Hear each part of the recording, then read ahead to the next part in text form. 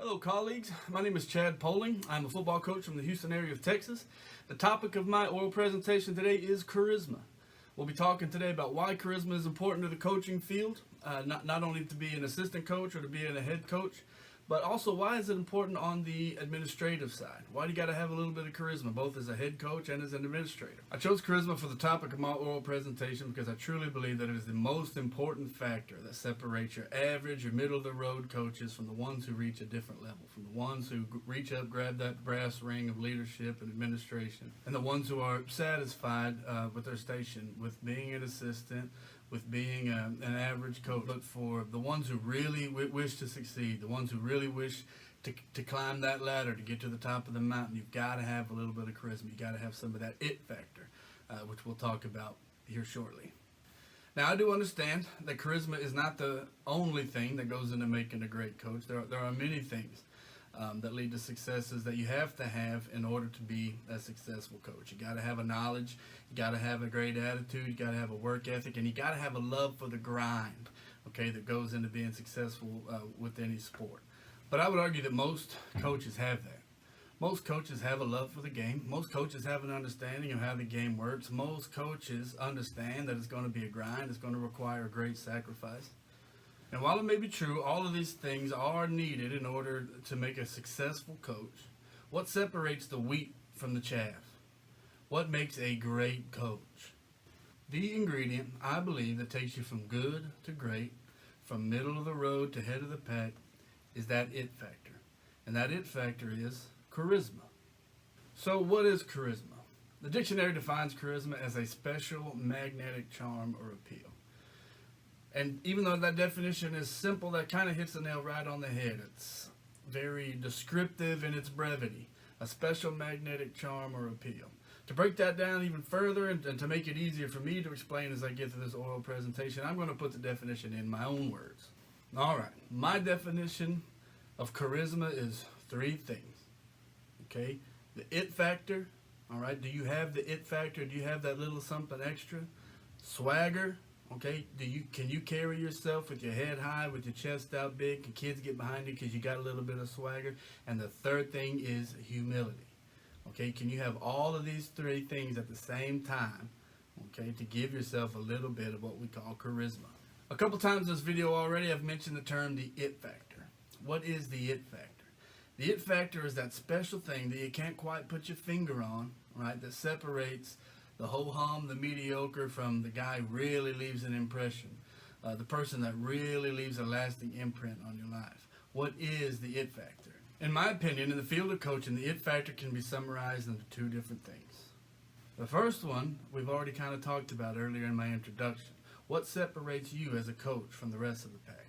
What is it that you have that separates you from every other coach that this kid is going to see throughout his academic life, throughout his athletic life? What separates you? What's going to make him believe in you? What's going to make him follow you? What's going to make him say, that guy's vision is my vision too? And the second one is the ability to lead, not based on your title, not just because it says head coach on your door, not because it says athletic director on your door, not because people are said that is the guy you've got to follow him, but because whatever your message is, people want to get behind that. People want to follow it, either how you delivered it, your honesty, your transparency, your believability, all right? The ability to lead, not because of your title, but because people want to buy into what you're saying. Next is swagger. Now, understand, I'm not talking about being arrogant or cocky. I'm talking about holding your head up high. Do you look like you know what you're talking about? Can the kids believe in you? Okay, how do you carry yourself? Is it believable? Okay, is it a believable cockiness? Can you stand around all day and do you just talk about things you've done when you haven't really done them and the kids see that? All right, and is it contagious? Okay, do you carry yourself with that swagger that kids want to carry too? They want to be proud of themselves. They want to follow in your footsteps and be proud in the fact that you're going to lead them somewhere great. Do you have swagger? And finally, the same three rules that apply to swagger also apply to being humble, humility. All right, how do you carry yourself? Do you carry yourself with class? Okay, every coach needs to be excited. They need to let the kids know that they love being there. They got to have swagger. They got to have that it factor, but they also got to have some class.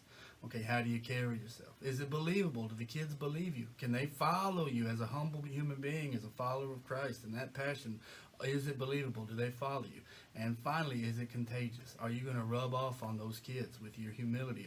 Is your class and your ability, your sportsmanship, is it going to rub off on your kids? The next thing I'd like to talk about is why charisma is important to the coaching profession. First, as an assistant coach, when you come to these meetings, when you come to get-togethers with the other coaches and you sit around and you're throwing ideas up against the wall, seeing what sticks, you got to have a voice that can be heard. You got to have a little bit of charisma to bring something new to the table, okay? And you've got to be convincing, okay? And you've got to have a little bit of fire, a little passion to convince those guys, hey, my ideas or my outlook on these things, you should listen to them because, and whatever reasons you give. And finally, you've got to be able to relay the vision of the head coach to the athletes in a way that where they not only feel that you believe into it, that you've bought in, but they should too. They should follow your lead. Also, charisma is important for the head coach, and for the same reasons in a lot of ways that they're important for an assistant coach. You've got to be able to be heard, but in a different way. Okay, you've got a lot of guys sitting around that same meeting table that are now looking to you for your ideas and for you to lead them. Okay, and you've got to be convincing. You've got to be able to convince these coaches that what you want them to go coach your athletes is the right thing to do. And you've also got to be able to relay your vision for the way the program is going to go to the coaches, to the community, and the athletes. So charisma is probably even more important for a head coach. And finally, how does charisma apply to administration? I believe to be an effective administrator, you've got to be able to do three things. Number one, you've got to get the community behind you. You've got to be able to sell your vision to them in such a way that this is the way we're going to do things, this is why it'll work, and this is why you guys should get behind me and jump on the train to the success that we need to have. Number two, you've also got to be able to sell your brand. Okay, not just the colors that you wear on your chest, but the whole package. You've got to be able to sell what you do, what you want to do, how you're going to do it, how it's all one big package. You start at point A, and we do all the little things, all the little steps going to point B. This is the total package. This is our program. This is how we're going to win. This is how we're going to succeed. This is the brand. And you've got to be effective at communicating that. Not only selling your ideas, as I talked about in the last point, but the total package. They've all got to work together, and you've got to be effective at communicating those things, the brand. And third, and definitely not least, is being able to keep the community on your side. Now, we can all have huge egos and say, I'm going to do what I do. It doesn't matter what the parents say, anything like that. But anybody who's been in that position knows that that's just not going to work.